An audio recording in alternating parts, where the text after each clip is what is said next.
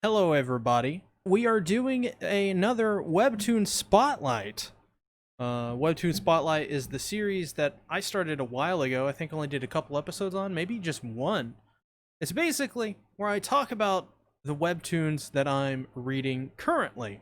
And I thought, well, this is kind of like the perfect time to get back into doing this series. So, this is what I'm doing right now. Of course, if you are in the live stream, simply just chat along with me if you find the show interesting or you find the webtoon interesting, if you've seen it or not.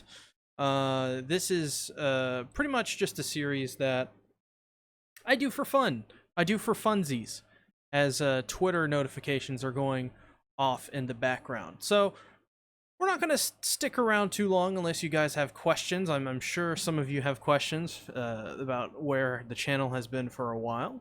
But for, let's just get right into it. Let's get out of all this other stuff out of the way first, and then get into talking about the girl downstairs. You're just going to listen? Okay. Okay. So the girl downstairs. It is a webtoon, of course. Yeah, by the way, links in the description to the webtoon by Songa Min, who I didn't even know about before this webtoon.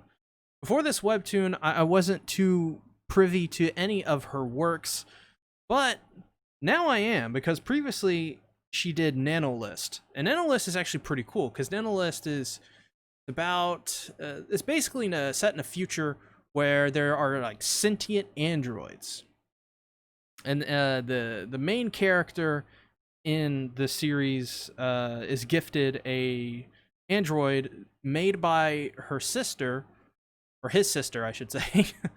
And her name is Nanolist, or Nano, and it's pretty interesting. He also has like a guardian android named San, who looks pretty much like his sister, and it's a fascinating webtoon, that's for sure. I should have left the link to that one down in the description below. That one's completed. I think that one finished years and years ago. But this is Songo Min's next work. It's actually currently just at 38 chapters, which I have read, and I think 39 should be coming out sometime this week. It's a weekly webtoon. And it's kind of a departure from her previous work, because her previous work was more action oriented, more violent, in the sense that there are definitely, people being killed and dismemberment of androids. So it was the last work for her was just much different from this. This is more of like a romance drama kind of thing. It's got slice of life elements, some people would consider. But getting into the story itself, it's set in a college setting, but the college setting, it isn't a school setting, if that makes sense. It's just they go to college. It's near a college that they go to, and it really takes place mostly on various different locations around their local area. Rarely does it ever take place in a college setting itself. And all of them are around the ages of 21. Pretty much all of them. All the main three characters, Ira, June, Dunnalee, and Margot, they're all 21, which I find funny that they're all the exact same age.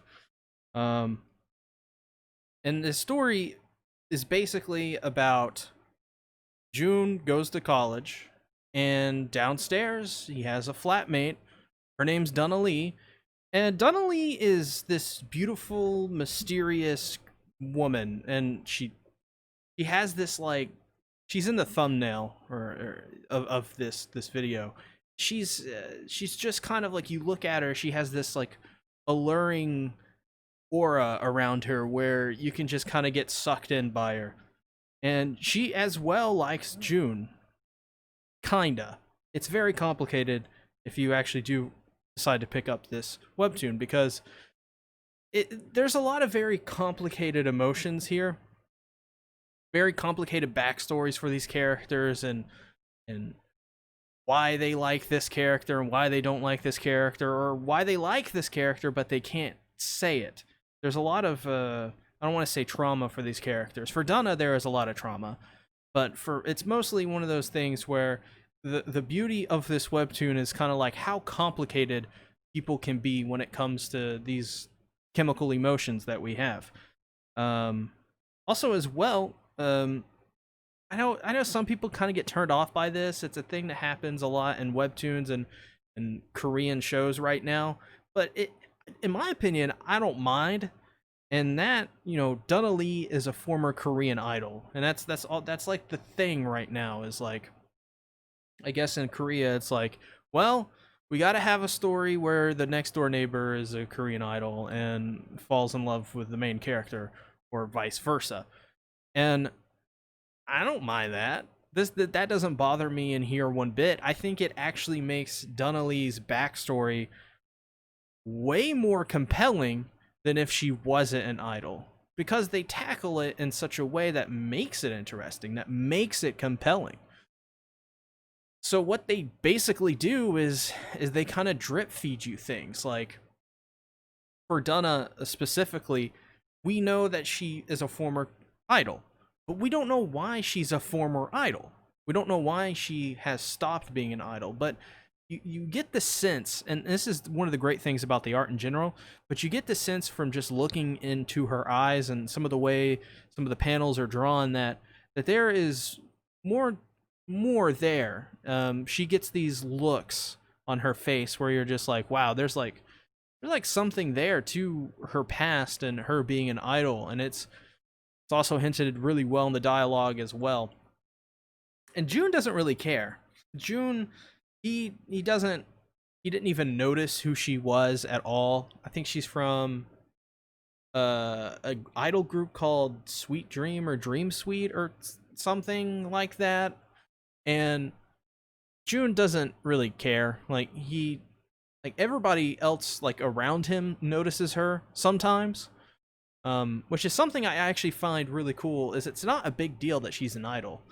There's only one time where it happens, and I thought it was pretty cool. There's a side character, June's friend, like name is SJ. I don't know how to pronounce that, but he's like a really big fan of Donna Lee, like in love with Donna Lee, and it's actually pretty comedic, some of the scenes they have together. And unfortunate sometimes for SJ, but it is what it is. And I think the Korean Idol thing is fine. Like I know some people will kind of get tired of that and like, ah, it's another one. But this is actually pretty good in my opinion, the way they tackle it. Also, going more into June's character specifically, June is like your typical like college student. He likes to drink, he likes to party quite a bit. He has this kind of quirk about him, I believe. It's been a while since I've read the early chapters. I mean, this has been, you know, coming out for almost 38 weeks in a row, and I've pretty much been there since like when the first chapters came out. Um he has this thing where he's like, I'm like not a total lightweight, but he kind of is. It's one of those things where he can't handle his drinks, and that gets him into trouble quite a bit, which is really funny.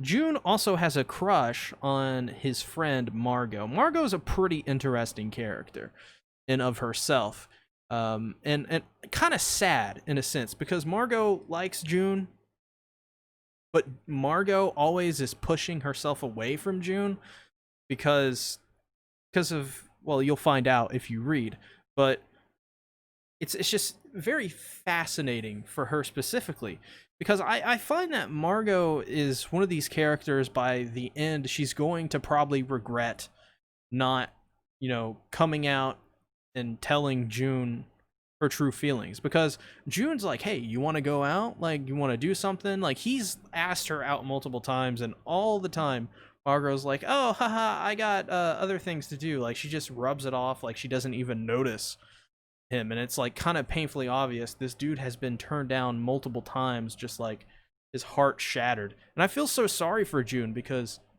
he's like trying to get this girl to notice him, and she does, but she for some reason chooses just to ignore his feelings, and kind of in a way like really kind of play with his feelings in a sense of like, if you know he's doing it, just say no.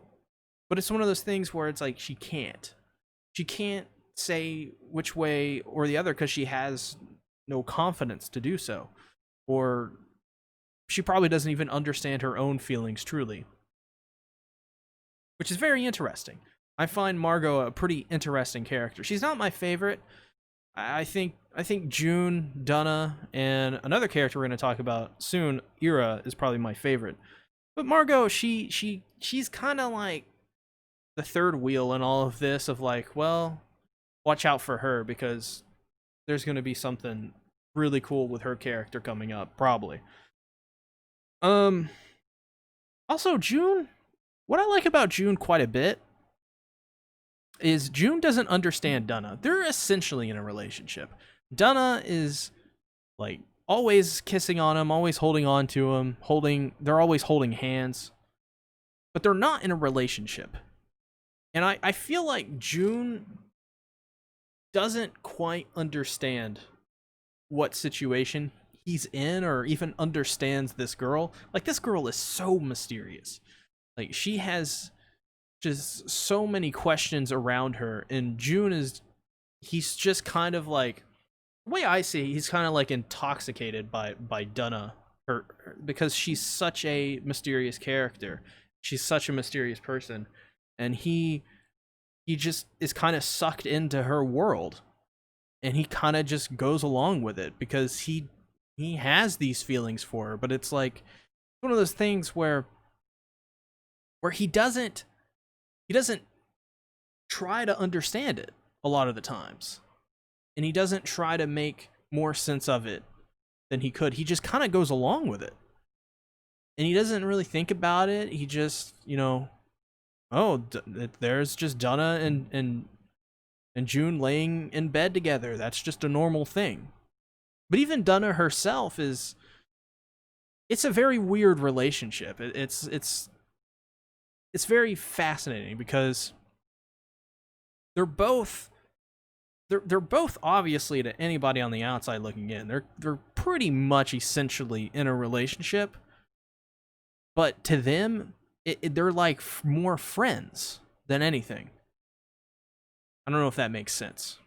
But it's a really fascinating dynamic between the two because they just don't understand each other, and they hang around each other, they hold on to each other, they kiss, they do lots of things you would consider two people in a relationship that are in love to do, and it's just way more complicated than that. That's just kind of not, they're not a thing in that way. Seems more of maybe like a fling type of thing, but it's still more than that. It's still more than that. So their dynamic is pretty interesting. Going back to Margot for a little bit, I do believe, because of Dunna specifically, I believe Margot is going to be a lost cause in the story. But I do think, while her being a lost cause, I do think she's going to just have like this awesome development later on. She's poised to have some really awesome writing for her. But one of my favorite characters is Ira Choi. She's pretty cool. She kind of shows up out of nowhere, and at first you think she's the third wheel. You would think so, but she's actually not really. She's this super funny character. She's a drunkard. She gets drunk all the time. It's just super smashed, super wasted. She's always drinking. She's always doing something involving alcohol consumption, and it's funny. She's such a fun character. Like, I just enjoy almost everything about her. She's like the wild card. She's just in there, and Ira is so great because she falls in love with a guy just because the guy is nice to her. And she has like these group of friends she talks to that's like outside of the character, like our normal character group. She has her own group in her own personal life, and they're like, hey, Ira, you fall in love with like any guy who would just say hi to you. And Ira's like, damn it, you're probably right. And later on in that chapter, you see June, offering his jacket to her, just being nice. It's just a normal, nice gesture. Doing things for her like, oh, I was gonna help carry your bag because it looked heavy, but it's just full of like cloth and stuff like that, really lightweight stuff because she's doing whatever she's doing. Um, and you see it. You see her like blush, and she like realizes it. She's like, ah, oh, crap, damn it, and she's like totally smitten for June. June is like, he has too many women in his life, man. Like the story at this point has hit a point where I'm like, at this juncture, at this point in the story, I'm like, June, man, brother, if you really wanted to, you could just move to the mountains. Like he has too many women that are in love with him. Like three. That's just so complicated. Like if that happened in real life, I'd be like, I'm out. Peace, y'all. See you later. I'm done. Like, I mean, Dunn is great, Ira's great, Margot's great, but like, it's just like, it's so complicated once you get that many parties involved. Like, I would just move to the mountains and become a lumberjack and live off the land. Have like a goat, make my goat cheese. like it's just like, wow. That's just, I don't know how he doesn't go insane. Because any other person would go insane with something like this. But hey, it's June. June's just he's along for the ride. But yeah, basically, yeah, Ira just falls in love with anyone who's nice to her. And I love it. I think it's so funny. It's such a brilliant like character trait she has. Where it's just anybody's nice to her and she's just like, oh crap. She's like all blushing and stuff, and it's great. It's great. And when she finds out that Dunna and June are in this like weird relationship thing, like when June comes out of Dunna's room at one point, Ira's like, what? What's going on here? What? It's so great. She's got, how people have like big dick energy? She's got big virgin energy.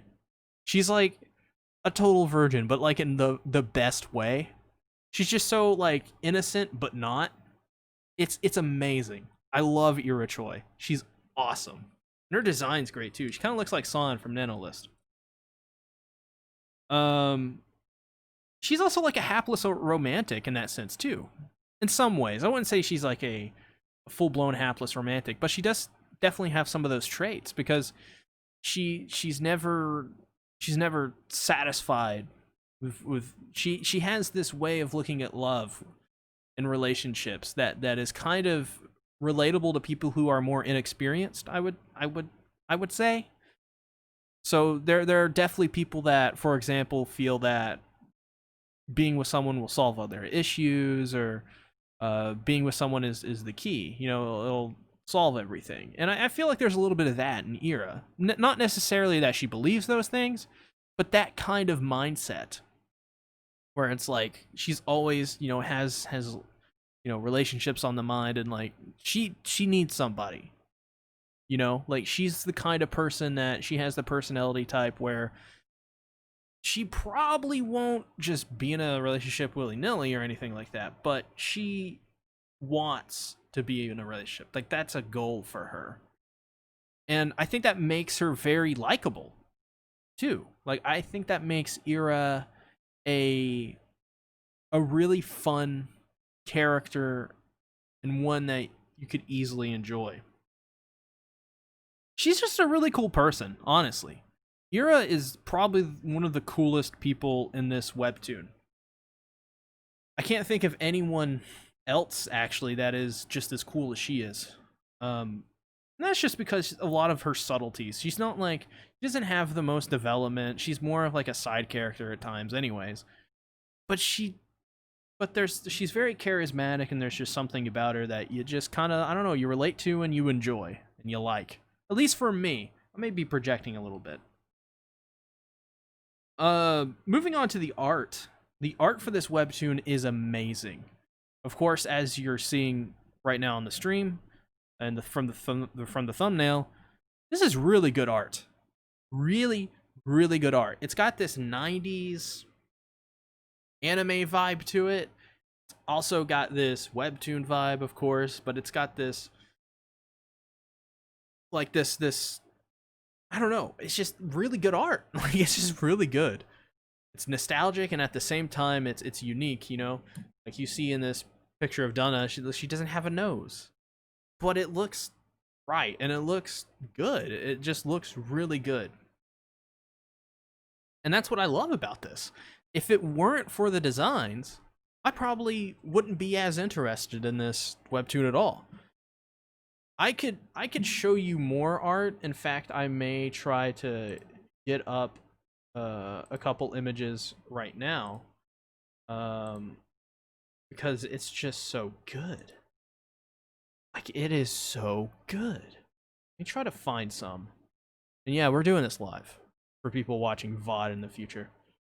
And this is the same thing with Nanolist as well. Her stuff in Nanolist was also amazing.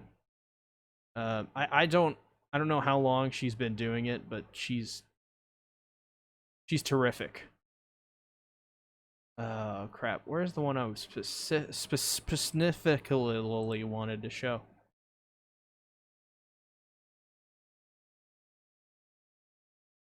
Here's one here. This is pretty good. Let's try to find another one. Let's find another as an example. Because her art is just it's so damn good. I love it. And it's Donna is just she's gorgeous. Like I mean all these characters are gorgeous, even the male characters. I'll also throw up after this, I guess, a comparison with Nanolist. With San. San's pretty great. Here's a good one. I like this one. Oh, she's just fantastic. Fantastic. Cute girls never go wrong. Maybe you can. There are ways to go wrong, that's for sure. Or ways things can go wrong. And the one in the middle here is San from her previous work, Nanolist. I mean, it's just incredible. Like this art is one of the reasons to read this webtoon. It's just every panel is so good. It's like it's truly like a work of art for everything, and it's so great, so great. I mean, Margot looks great, Donna looks great, June looks great, Ira. So good. But I guess to wrap it up a little bit, because we're kind of hitting time limit. I don't want these to be too long. I would say this show or this webtoon is just very engaging. The characters and the story, it's just so fun to read. It just gets you hooked into what's going on in their lives. And in that sense, it's doing what the genre is supposed to do. I mean, it's a romance, it's a drama, it has slice of life elements. It's just really good. Oh, thank you, Lights. I appreciate it. Appreciate it greatly. And I'm just super invested right now. Like, I went on like a 2-month break from reading webtoons recently, and I just came back. I was just like, I'm gonna read The Girl Downstairs. And I caught up like in a day. Like one sitting. I just sat down and I just read it. And I don't do that. I just usually don't do that. And I'm so invested just at every point because the characters, the writing, the art, it's all at least solid. And I'm not going to say like this webtoon is, changing the game. as a lot of people like to say for many things. But man, it's really good. Like, it is really good. And there's never a bad moment. There's never a moment where I'm like, that's weird. It's all just really well paced, really well written, really good art. I mean, there's not much to hate about it. And I don't think I've seen many people hate on this series. It made me want to go back and read Nanolist as well. And I have read some of Nanolist. Nanolist is pretty freaking cool. One of those things where it's kind of slow to begin. The pacing in that is a little slower in the beginning. But this is just really fun. It's just fascinating. It gets you invested immediately. It's got the perfect mix of mystery, intrigue, and romance. And slice of life, if some of it. It's not very slice of life, but it has its elements and has its moments where it's like, this is like a slice of life moment. It's got its drama. It's just really good, honestly. And that's kind of all I have to say about it. Didn't want to spoil too much. Didn't want to overwhelm you guys. I don't want to overrate it at all. But if you want to check out this webtoon, links to it will be in the description right now. You can click it and it'll bring you right there directly to it. Afterwards, I'll put in a link to Nanolist as well, if you guys are interested. So with that being said, I want to thank everybody for coming to the stream. If you're watching this on VOD, I will try to give, days ahead notice if you guys want to read this stuff and chat about it in the live stream whenever I do a spotlight for a webtoon. So thanks everybody. I appreciate it. It's been a while since I've done anything on this channel, but that has to change. It has to. Because King of Anime Podcast is going to be coming back to this channel every Saturday, 8 p.m. EST, as well on the Itch-Tways, the purple brand. So thanks everybody for watching. I'll see you guys later. Bye-bye.